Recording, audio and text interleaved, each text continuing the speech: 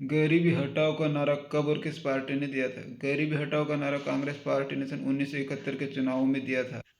आपातकाल की पृष्ठभूमि के बारे में बताइए। आपातकाल से पहले देश की आर्थिक और राजनीतिक स्थिति ठीक नहीं थी। 1971 के बांग्लादेश संकट के कारण देश पर काफ़ी आर्थिक बोझ हो गया था। इसी के साथ इसी समय मानसून भी असफल रहा था।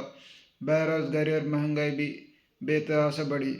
इसके साथ ही इसी दौरान इन सारे मुद्दों को लेकर कुछ मार्क्सवादी हिंसक समूह भी सक्रिय हो गए तथा विपक्षी दलों ने भी इस अवसर का लाभ उठाते हुए सरकार के खिलाफ आंदोलन शुरू कर दिए थे तथा छात्र आंदोलन भी इस दौरान हुए। 1974 में गुजरात में छात्र आंदोलन किन मुद्दों को लेकर हुआ? 1974 में गुजरात में छात्र आंदोलन महंगाई, बढ़ती बेरोजगारी, खाद्य तेल की बढ़ती कीमतों तथा भ्रष्टाचार के खिलाफ शुरू हुआ था। बिहार में छात्र आंदोलन का नेतृत्व करने के लिए किसे बुलाया गया था? बिहार छात्र आंदोलन का नेतृत्व करने के लिए जयप्रकाश नारायण को बुलाया गया था, जिन्हें संक्षेप में जेपी भी कहा जाता है। किसने संपूर्ण क्रांति का आह्वान किया था? जयप्रकाश नारायण ने।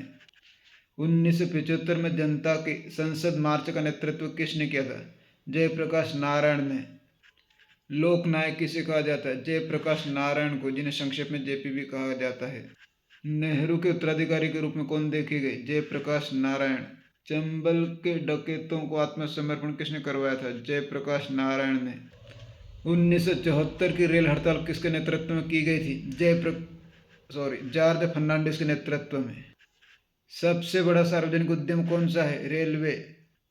केशवानंद भारती के मुकदमे को कब सुनवाई हुई? 1973 में।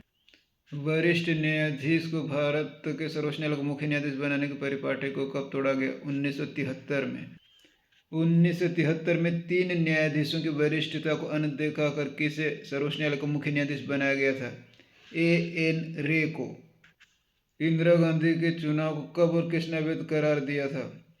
12 जून 1975 के दिन इलाहाबाद उच्च न्यायालय के न्यायाधीश जगमोहन लाल सिन्हा ने इंदिरा गांधी के निर्वाचन को अवैध करार दिया था। आपातकाल की घोषणा कब की गई? 25 जून 1975 के दिन। आपातकाल किस अनुच्छेद के तहत लगता है? आपातकाल अनुच्छेद 352 के अंतर्गत लगता है। आपातकाल लगने पर क्या होता है? आपातकाल लगने पर संघीय ढांचा निष्प्रभावी हो जाता है तथा सारी शक्तियां केंद्र के पास चली जाती है। आपातकाल की घोषणा करने वाले राष्ट्रपति कौन थे? फखरुद्दीन अली अहमद। आपातकाल के दौरान लगी प्रेस सेंसरशिप या प्रेस की आज़ादी पर रोक क्या है? प्रेस सेंसरशिप या प्रेस की आज़ादी पर रोक का तात्पर्य है कि समाचार पत्रों को कुछ भी छापने से पहले सरकार की अनुमति लेना आवश्यक होगा।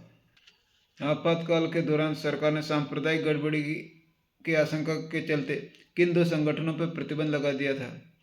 आपातकाल के दौरान सांप्रदायिक गड़बड़ी की आशंका के चलते सरकार ने आरएसएस अर्थात राष्ट्रीय स्वयंसेवक संघ और जमात इस्लामी पर प्रतिबंध लगा दिया था। निवारक नज़रबंदी क्या है? यह एक ऐसा कानूनी प्रावधान है जिसके तहत किसी भी व्यक्ति को अपराध करने से पहले ही इस आशंका पर गिरफ्तार किया जा सकता है कि वह अपराध करने वाला था या अपराध की योजना बना रहा था। आपातकाल के दौरान सबसे महत्वपूर्ण संविधान संशोधन कौन सा हुआ? 42वां संविधान संशोधन। विधायिका के कार्यकाल को 5 वर्ष से बढ़ाकर 6 वर्ष किस संशोधन के द्वारा किया गया था? संविधान के 42वें संशोधन के द्वारा। आपातकाल से भारतीय राजनीति ने क्या सीखा? आपातकाल से भारतीय राजनीति में स्पष्ट हो गया कि भारत से लोकतंत्र को विदा कर पाना मुश्किल है तथा कुछ सुधार किए गए। संविधान और कानून में सुधार किया गया कि आपातकाल की घोषणा मंत्रिमंडल के लिखित परामर्श के पश्चात ही की जाएगी तथा सशस्त्र विद्रोह होने की स्थिति में ही आंतरिक आपातकाल लागू किया जाएगा। इसके अतिरिक्त तो बहुत सारे संगठन नागरिक अधिकारों की सुरक्षा के लिए सक्रिय हो गए। आपातकाल के बाद 1977 में विपक्ष ने चुनाव किस मुद्दे पर लड़ा? 1977 में विपक्ष ने चुनाव लोकतंत्र बचाओ नारे के रूप में लड़ा। आपातकाल कितने समय रहा? आपातकाल 18 महीने तक लागू रहा। आज़ादी के बाद पहली बार कांग्रेस लोकसभा चुनाव कब हारी? आज़ादी के बाद पहली बार कांग्रेस लोकसभा चुनाव आपातकाल के बाद 1977 के चुनाव में हारी। आपातकाल के बाद जनता पार्टी की सरकार से कौन प्रधानमंत्री बने? मोरारजी देसाई। मोरारजी देसाई की सरकार कितने समय तक चली? 18 माह तक। इसके बाद कौन सी सरकार बनी? कांग्रेस के समर्थन से चौधरी चरण सिंह की। यह सरकार भी केवल 4 महीने चली। तानाशाही निरोधक टीका किसे कहा गया? आपातकाल को। पहले गैर कांग्रेसी प्रधानमंत्री कौन थे? मोरारजी देसाई। पहले श्रम मंत्री कौन थे? जगजीवन राम। जगजीवन राम 1952 से मृत्यु पर्यंत तक सांसद रहे। पिछड़े वर्गों की भलाई का मुद्दा कब से भारतीय राजनीति पर हावी होना शुरू हुआ? 1977 से 1977 से। जनता पार्टी की सरकार ने मंडल आयोग क्यों नियुक्त किया था? पिछड़ी जातियों के अध्ययन के लिए। चौधरी चरण सिंह कब प्रधानमंत्री रहे? जुलाई 1979 से जनवरी 1980 तक।